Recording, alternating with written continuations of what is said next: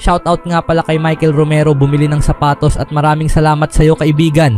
Nagkagulo ang internet sa game winner 3 ni Gordon at sa stats ni Joker. What a comeback!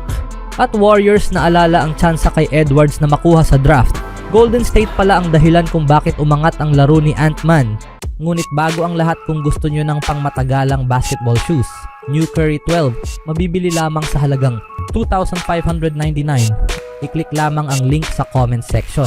Nag-shoot si Aaron Gordon ng 3 sa nalalabing 2.8 seconds remaining upang talunin ng Denver Nuggets ang Oklahoma City Thunder 121-119 nitong Martes, at maagaw ang Game 1 ng kanilang West Semifinal Series.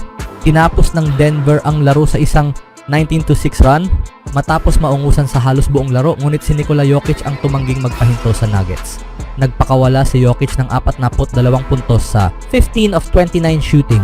May 22 rebounds at 6 na assists na siyang naging susi sa paghabol ng Denver sa huling bahagi ng laban. Nangunguna ang Thunder 108-95 with 6:39 minutes remaining na lamang sa ika-4 na quarter, ngunit hindi ito naging sapat. May hawak pang 119-118 na kalamangan ng Thunder sa nalalabing-labing isang segundo matapos ang 2 free throw ni Gordon na sinundan ng pagkaka-foul kay Chet Holmgren. Tumungo si Holmgren sa free throw line para palawakin ang lamang ng Oklahoma City, ngunit mintis niya ang parehong tira na nagbigay ng pagkakataon sa Denver. Kinuha ni Christian Braun ng Nuggets ang rebound at itinulak ang bola kay Russell Westbrook na mabilis na ipinasang muli kay Gordon sa left wing. Kalma at kumpiyansang nasungkit ni Gordon ang kanyang pangalawang game winner sa playoffs matapos ang kanyang buzzer-beating dunk laban sa LA Clippers sa Game 4 ng unang round. Sa panalong ito, ang mga bisitang koponan ang nanalo sa unang 3 laro ng ikalawang round ng playoffs. Tinalo ng Indiana ang Cleveland nitong Lunes at binigla ng New York ang Boston mas maaga nitong Martes. Matapos ang panalo, pinuri ng mga fans si Jokic sa pagpukaw ng paghabol ng team at si Gordon naman sa pagselyo ng tagumpay sa huling mga segundo. Matapos ang laro, bumuhos ang papuri mula sa fans para kina Nikola Jokic at Aaron Gordon. Hindi nyo ako mapapaniwala na hindi si Jokic ang MVP ngayong season. Si Nikola Jokic ang kauna-unahang manlalaro sa kasaysayan ng NBA na may 40 puntos, 22 rebound at 6 na assist sa isang playoff game. Sabi ng isang fan, binigay na lang ng Thunder ang larong yon pero grabe ang comeback win ng Nuggets sa Game 1. Isa pa ang nagsabi, mintis ni Chet Holmgren ang 2 free throws na nauwi sa panalong 3 ni Aaron Gordon. Nikola Jokic, 42 points, 22 rebounds, 6 assists, 2 blocks. Clutch man ang shots ni Gordon pero si Jokic ang buhat sa buong comeback run. Gusto ko ang Game 7 ng ganitong laro. May nagsabi rin, di ko inakalang kakayanin pa ng Nuggets ang ganitong bilis sa Game 1. Anong comeback to? Jokic is crazy man. Anong comeback? Si Jokic ay isang one-man army. Isa pang fan ang pumuri, si Jokic ang pinakamahusay na manlalarong napanood ko. Laging may pag-asa habang siya'y nandoon. At may nagsabing, saludo kay Aaron Gordon para sa kanyang ikalawang game winner ngayong playoffs. Habang unang laro pa lang ito sa serye, ipinakita ng Nuggets ang pinakamahusay nilang anyo sa crucial moments at nabigyan sila ng momentum mula sa game winner ni Gordon. Ang Game 2 ng seryeng Nuggets Thunder ay gaganapin sa Huwebes sa Oklahoma City. Anong masasabi niyo mga kaibigan sa panalong ito? Sa ibang balita naman, habang sumasabak ang Warriors sa Western Conference Semifinals kontra sa Minnesota Timberwolves simula Miyerkules, sa ilang paraan ay sila rin ang may pananagutan sa pinakamalaking hamon na kinakaharap nila. Iyon ay si Anthony Edwards ng Minnesota na ang pag-angat tungo sa pagiging isang star ay nagsimula sa isang pre-NBA draft workout noong year 2020 sa harap ni na Golden State coach Steve Kerr, General Manager Bob Myers at CEO Joe Lacob. Lumabas si Ant para mag-workout kasama ang kanyang trainer paggunita ni Kerr nitong Martes. Kami lang ang 5 tao sa buong gym at matapos ang 15 minutong panunood sa kanya habang tamad na tumitira ng mga 15-footers, naisip ko, kailan ba magsisimula ang workout? Yun na pala ang workout niya. Hindi nasiyahan si Kerr at hinikayat si Edwards na magpakita ng mas maraming enerhiya, mas sigasig, mas pawis. Sabi ko, pwede bang makita namin ang mas higit pa, ni Kerr?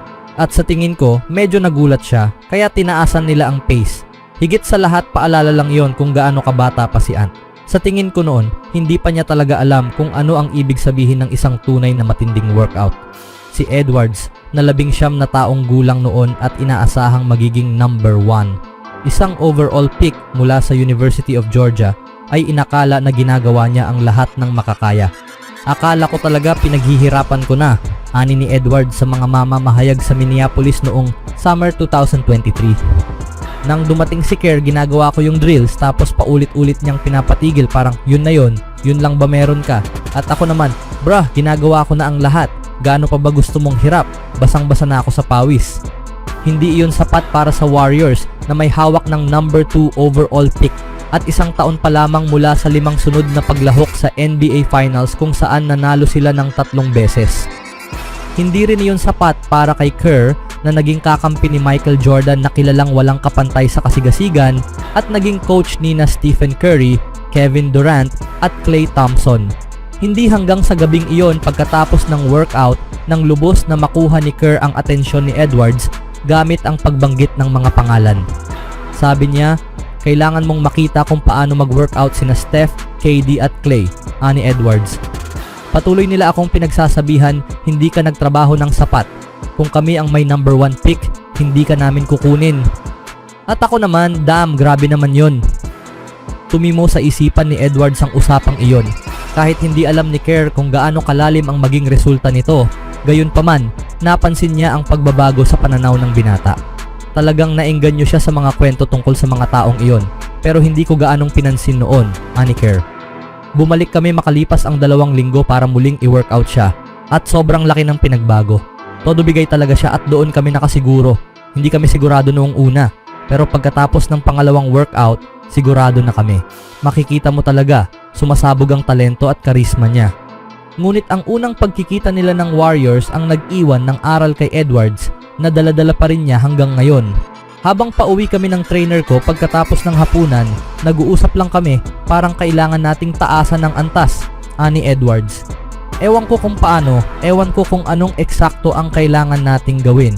Pero kailangan nating galingan, simula noon naging baliw ako sa gym. Napili na si Edwards sa 3 NBA All-Star teams at sa edad na 22, pinamunuan niya ang Timberwolves patungong 2024 Western Conference Finals. Siya ngayon ay isa sa mga bagong mukha ng liga. Sa madaling sabi, kailangang lampasan ng Golden State si Edwards upang maalis ang Timberwolves at makabalik sa Conference Finals. Makinig sa tamang payo at isabuhay ito araw-araw. Tila ito ang sikreto sa pag-abot sa matataas na lugar. Anong masasabi niyo mga kaibigan sa naging desisyon ng Warriors na iwasan si Edwards sa draft day na iyon?